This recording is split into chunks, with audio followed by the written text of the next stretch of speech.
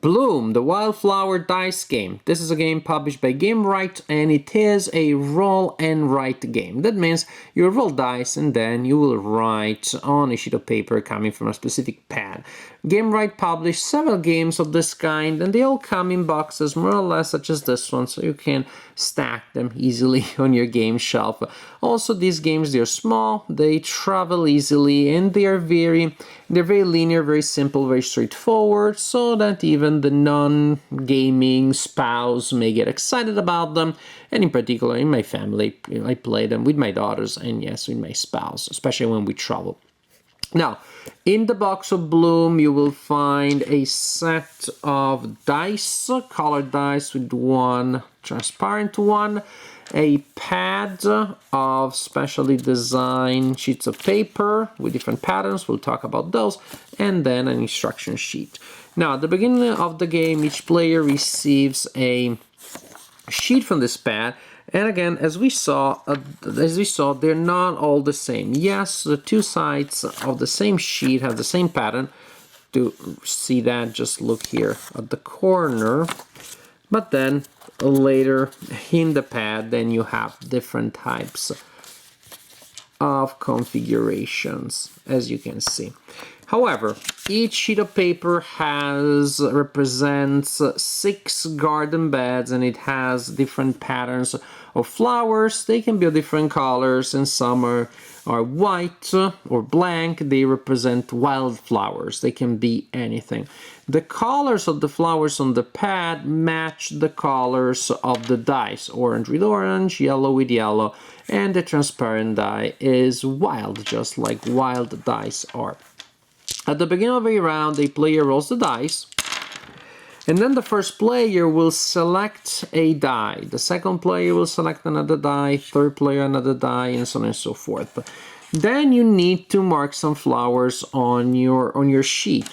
You need to mark, ideally, the number of flowers and the color of the flowers matching your die. In this case, it would be 6 purple, 6 yellow, 4 red, and so on and so forth.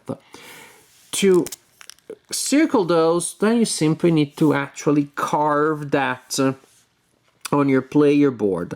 And for example, suppose I actually selected this one with 4 red, and I decide to isolate these 4 here, just like so. You can isolate, you can mark each flower only once, while the flower and the transparent die represents any flower. Suppose that then we go again, and somebody took that die, and that die, and that die, and that die. Now these are the ones available to me, and then I decide to take the 3 yellow, and I do like this.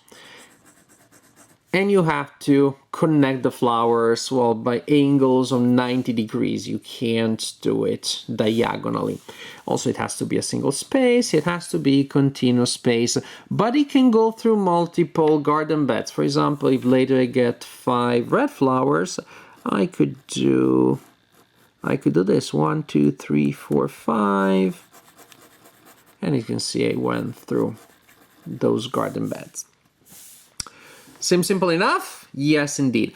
Penalties. Sometimes you will not be able to mark exactly the number of flowers indicated on the die and the same color of the flowers. So the way it works is, if you cannot or choose not to mark the right number, you can mark less. You cannot mark more. You can mark less, and you can also mark numbers, flowers that are different from what you have here.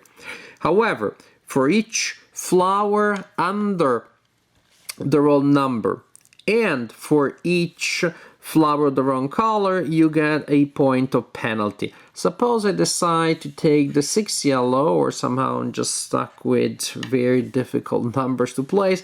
6 yellow, I simply don't have 6 yellow flowers next to one another on my board. I decide to do what's next best, and so I take 1, 2, 3, 4, 5, and I decide to do 6.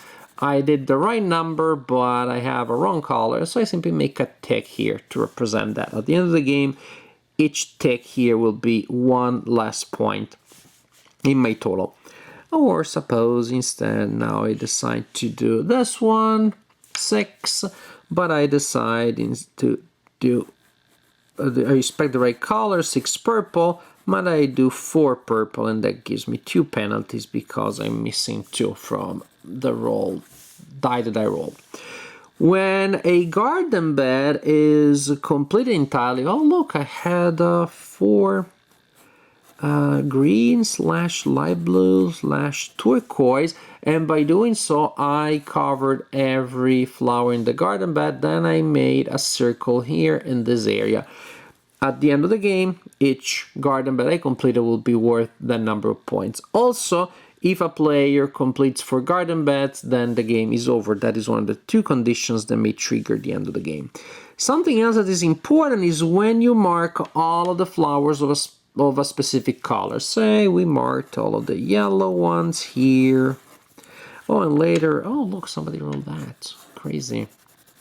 We marked those yellow ones here, and lo and behold, in fact, I marked all of the yellows on my board. Then, if I'm the first player to do so, I mark the number 6 here.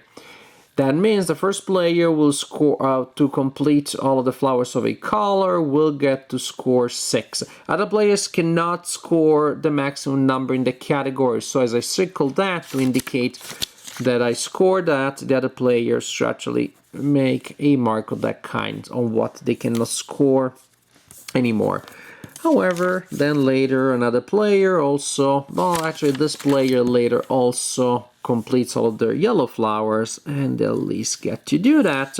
And other players should still mark this, not this one because this one cannot score it, but another player may still want to score 2, but that will only be worth 2 points. And then this other player scores these flowers first, so I do this, but then later I'm able to complete the turquoise and I scored this one, etc, etc, etc. The game may also be over when a player has marked 3 types of flowers for scoring in that way. Also during the game you have potentially a reroll. You can reroll all of the dice that are available to you, in which case you simply mark that way. The game again is triggered when somebody completes 4 garden beds or has checked 3 areas here. Then you score the points that you scored, that you earned from these areas here and from the garden beds.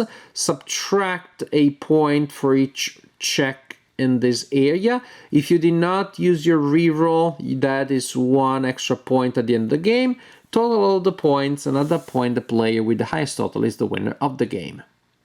Bloom is a very simple, straightforward game, but precisely because of that, it has a place in a collection of a gamer, even somebody who regularly plays hardcore games, because everybody from time to time needs a break or wants to play with kids or is traveling, and then yeah, you have a game that you can carry with you, which you cannot always do with the most involved games. And definitely there is a value in this, in having the light option. As a light game, it is quite pleasant. Now, you don't have a lot of interaction at high counts of players. I know that for some people in some groups is a problem. It may feel a little bit solitaire when that is the case, because you don't have a lot of control on the dice that are left to you if you're sitting in a position where you get to choose late, but most importantly simply because you don't really have a reasonable option to check what everybody else is doing. You could, but then you're going to slow down the game, creating analysis paralysis, and for a game this simple, that is just not okay. It's never okay, in particular when you're playing a light filler. Again, theoretically you could see, okay, Johnny has 3 flowers of that color, 4 of that, and 5 of that one, but Berenice has da-da-da-da-da. Don't do that. With 2 players, then you'll be more able to keep track of what the opponent is doing, and in that sense the game becomes more tactical, but also a lot more cutthroaty, precisely because I'm taking this die and you know the only reason I'm doing it is to prevent you from scoring. With more players, it's more like, I'm gonna get yellow, and somebody else announces that they get yellow first. And so be it. It feels less personal.